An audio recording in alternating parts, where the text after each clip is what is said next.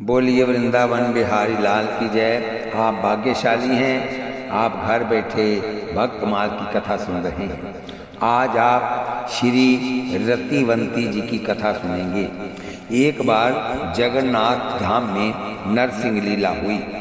उसमें एक प्रेमी भक्त ने नरसिंह का वेश धारण लीला का अनुकरण किया और वेश में आकर उन्होंने श्री हिरण्याकश्यप को सचमुच ही मार डाला।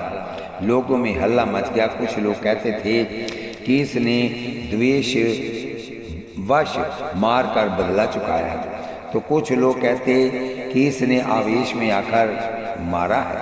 अंत में परीक्षा करने के लिए लोगों ने कहा कि इन्हें रामलीला में दर्शक बनाओ, तब पता लग जाएगा।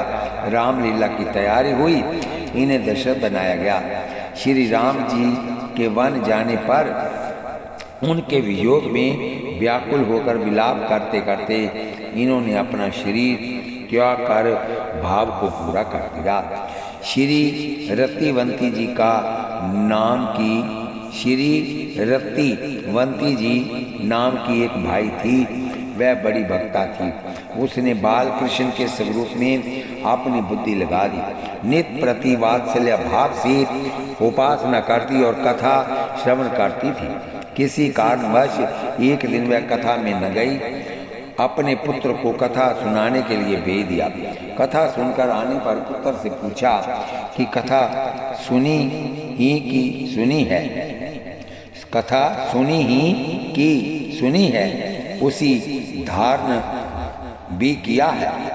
सुनाओ, आज कौन सी कथा हुई है?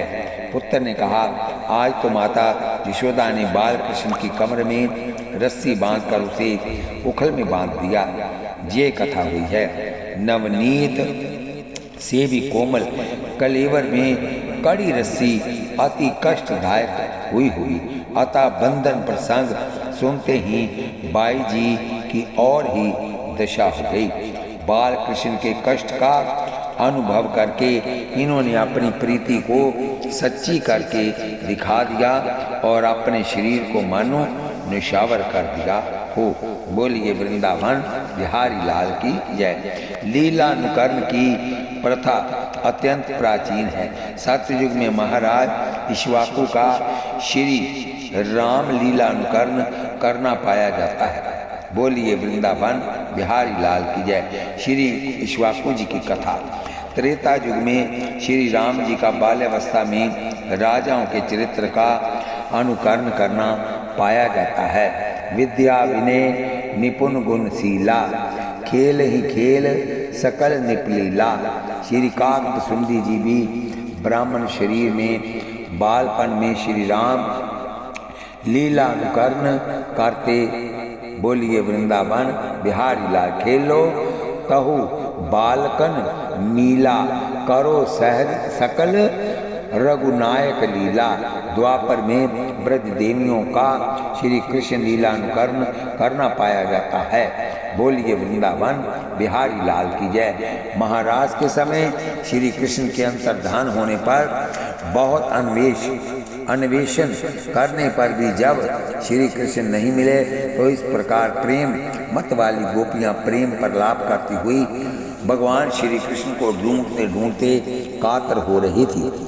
इससे और भी अधिक प्रेमावश हो जाने के कारण वह भगवनमय होकर भगवान की विभिन्न लीलाओं का अनुकरण करने लगी। लीला अनुकरण की इस शाश्वत परंपरा को लक्ष्य कर कलयुग में भी रसिक भक्तों ने श्री रामलीला एवं श्री रास लीला अनुकरण का प्रचुर प्रसार किया है।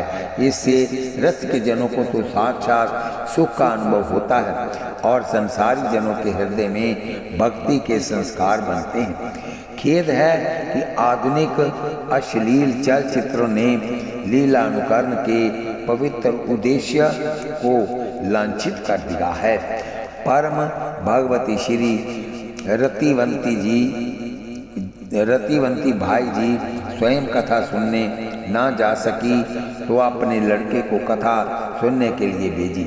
लड़के से उन्होंने कहा कि यदि तू ध्यानपूर्वक कथा सुनकर ज्यों की त्यों मुझे सुनाएगा तो मैं तुझे लड्डू दूंगी, और यदि ठीक से नहीं सुनेगा तो मैं मारूंगी। इस प्रकार प्रत्येक माता पिता को स्वयं सात्विक जीवन व्यतीत करते हुए अपने बालकों को भी शुभाचरण की ओर प्रेरित करना चाहिए। किशोरों के कोमल हृदय में संस्कार शीघ्र घर कर जाते हैं, अतः बाल्यावस्था में ही शुभ संस्कार डालने चाहिए। बहुत से लोग ऐसा मान लेते हैं कि कथा सुनने से बालक बिगड़ जाते हैं, अतः इन्हें कथा सत्संग में जाने ही नहीं देते हैं। बोलिए वृंदावन बिहारी लाल की जय। एक दृष्टांत सुनिए। शेर जी नित्य प्रति कथा सुनने जाया करते थे। एक दिन कथा में देरी से पहुँचे। जब कथावाचक श्री पंडित जी ने विलंब का कारण पूछा तो शेर जी ने कहा कि पंडित जी आज आने लगा तो लड़का भी कथा सुनने के लिए मचल गया, उसी को समझाने बुझाने में देर हुई। पंडित जी ने कहा तो क्या हर्ज था, लड़की को भी लिवा लाते। सेठ ने कहा नहीं महाराज, बालकों का हृदय कोमल होता है, अगर कहीं कथा उसको लग गई तो घर चौपट हो जाएगा।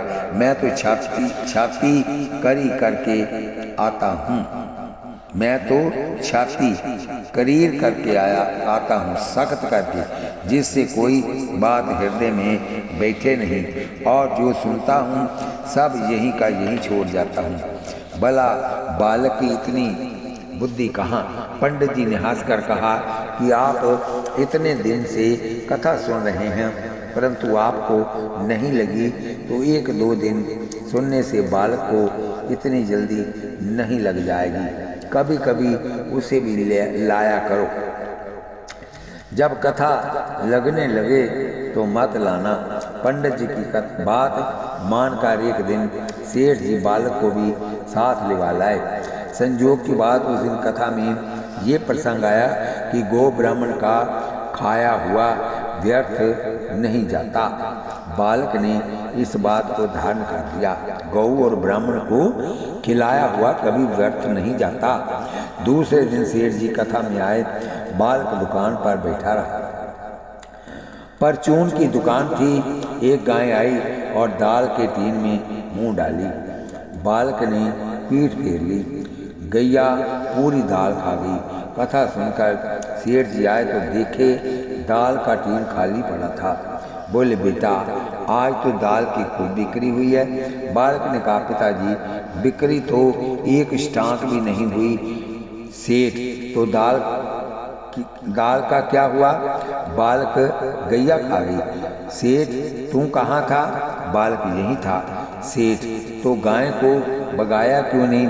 बालक कल कथा में सुना था कि गाय और ब्राह्मण का खिलाया व्यर्थ नहीं जाता है, अतः मैंने नहीं भगाया।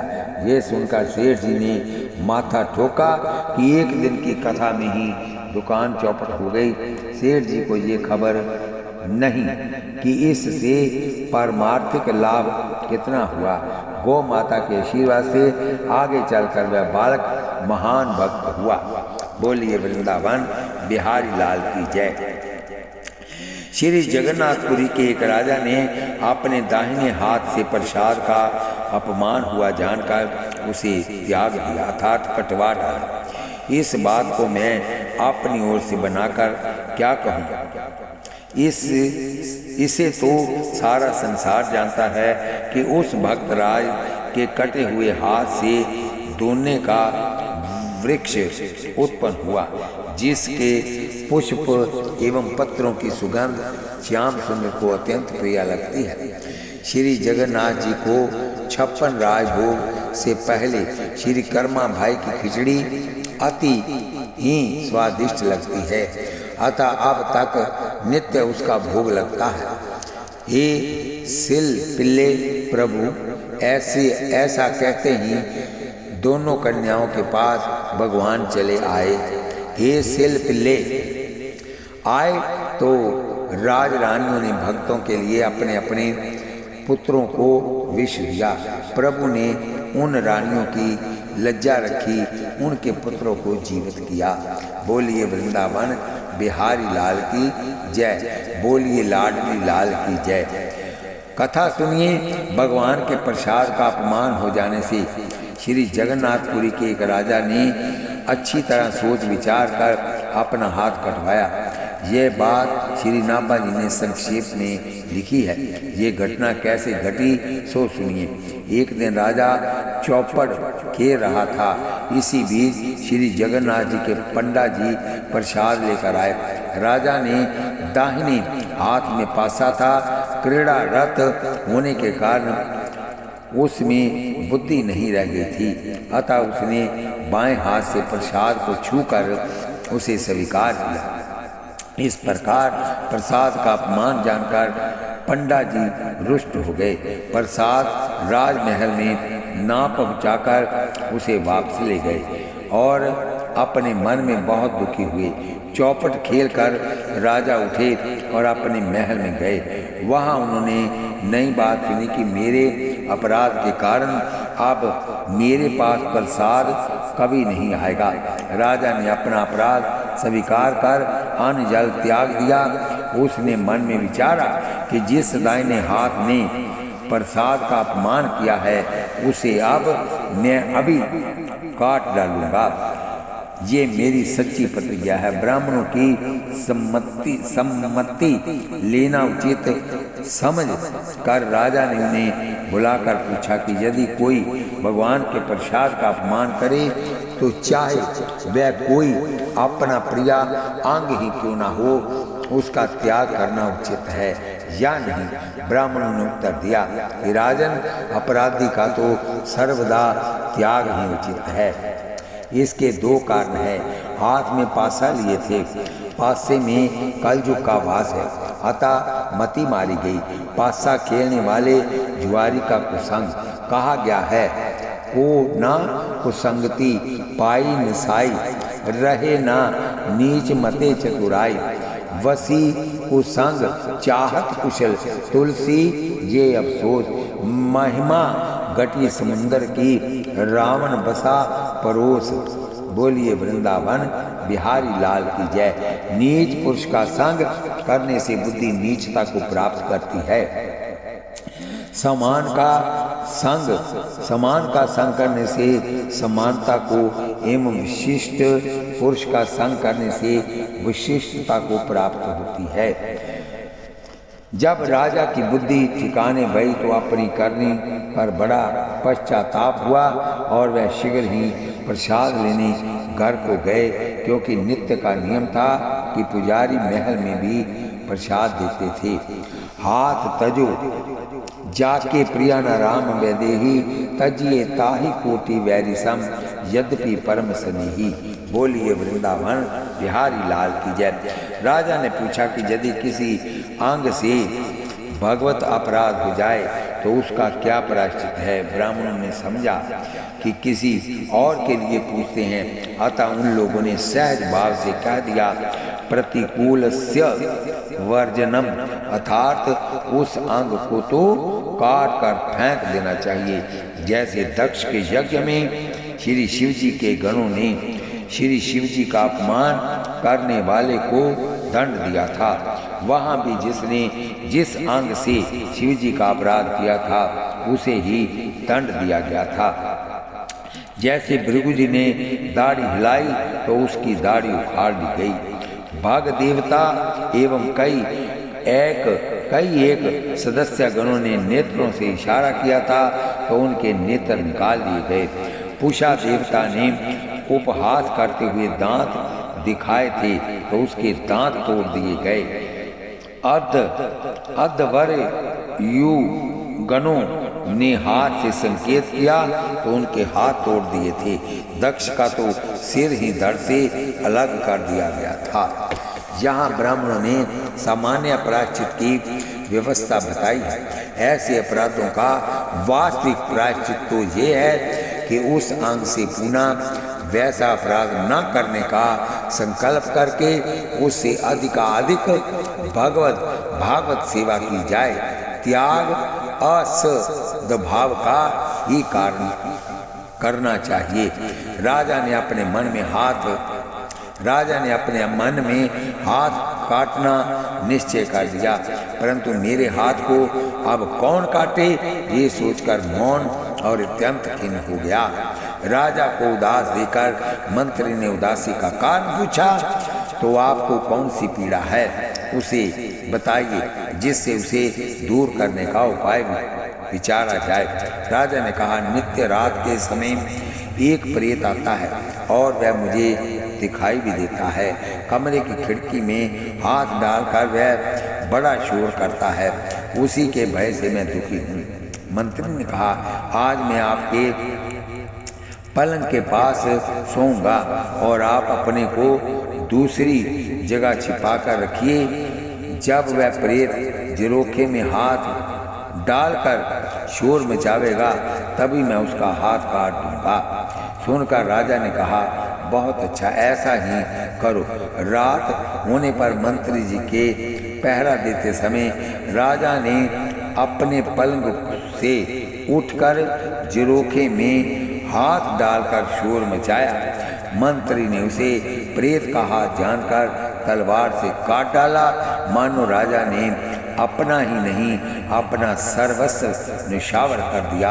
राजा की ऐसी भक्ति पर स्वयं को निशावर करता हूँ। बोलिए वृंदावन बिहारी लाल की जय। राजा का हाथ कटा देखकर मंत्री जी अति लज्जित हुए और पछताते हुए कहने लगे कि मैं बड़ा मूर्ख हूँ, मैंने क्या कर डाला। राजा ने कहा, तुम निर्दोष हो, मैं ही प्रेत था, क्योंकि मैंने प्रभु से बिगाड़ किया था। राजा की ऐसी प्रसाद निष्ठा देकर अपने पंडों से जगन्नाथ जी ने कहा कि अभी अभी मेरा प्रसाद ले जाकर राजा को दो और उसके कटे हुए हाथ को मेरे बाग में लगा दो। भगवान की आज्ञा अनुसार पंडे लोग प्रसाद को लेकर दौड़े। उन्हें आते देखकर राजा आगे आकर मिले। दोनों हाथों को फैलाकर प्रसाद लेते समय राजा का कटा हुआ हाथ पूरा निकल आया। जैसा था वैसा ही हो गया। राजा ने प्रसाद को मस्तक और हृदय में लगाया। उससे भगवत कृपा का अनुभव करके बड़ा भारी सुख हुआ। पंडे लोग राजा का कटा हुआ वह हाथ रूपी फूल ले आए, उसे बाग में लगा दिया गया। इससे दोने के वृक्ष हो गए। उसके पत्र पुष्प नित्य ही जगन्नाथ जी के श्री अंग पर चढ़ते हैं। उसकी सुगंध भगवान को बहुत प्रिय लगती है। बोलिए वृंदावन बिहारी लाल की जय। आप एक कथा और सुनिए। एक राजा ने मंदिर बनवाकर उसमें श्री जुगल सरकार श्री सीताराम जी की प्रतिष्ठा करवाई थी। भक्त राज ने भगवान के लिए बहुमूल्य वस्त्राभूषण बनवाए थे। एक ब्राह्मण पुजारी नियुक्त कर रखा था। श्री जानकी जी के भूषणों को छोड़कर पुजारी को लोभ आया। उसने श्री जानकी जी के सभी आभूषण अपनी पत्नी को लाकर पहना दिए और नकली बनवाकर श्री जानकी जी को धारण करा दिए। उस अपराध के फल स्वरूप वह पुजारी मरकर प्रेत हुआ। एक बार एक संत को दिखाई पड़ा। पूछने पर सब विवरण बताया और प्रार्थना की कि अमुक जगह मैंने 200 रुपये पृथ्वी में गाड़ रखा है। उस रुपयों के द्वारा आप भागवत सप्ताह करा दो तो मेरा उद्धार हो जाएगा। महात्मा ने ऐसा ही किया। सोई और धरियो का दूसरा अर्थ ये कि जगन्नाथ भगवान ने कहा कि मैं उसे और पर धारण करूंगा। इस पर श्री शंख और लिखित का आपने पहले एक प्रसंग सुन चुके हैं। श्री सदन जी का प्रसंग ऐसा भी कहा जाता है कि राजा ने प्रसाद के लिए हाथ बढ़ाया तो पुनः बाया ही हाथ बढ़ा, क्योंकि दाहिना तो कट ही गया था। तब राजा फिर बड़े सोच में पड़ गए कि ये तो पुनः अपराध बन गया। अतः मारे कहलाने के आपकी बार शरीर त्याग करने का निश्चय किया, तब तक हाथ निकस्यो भयो सुख भरियो। हाथ निकलने का सुख हुआ और प्रसाद पाने का भारी सुख हुआ।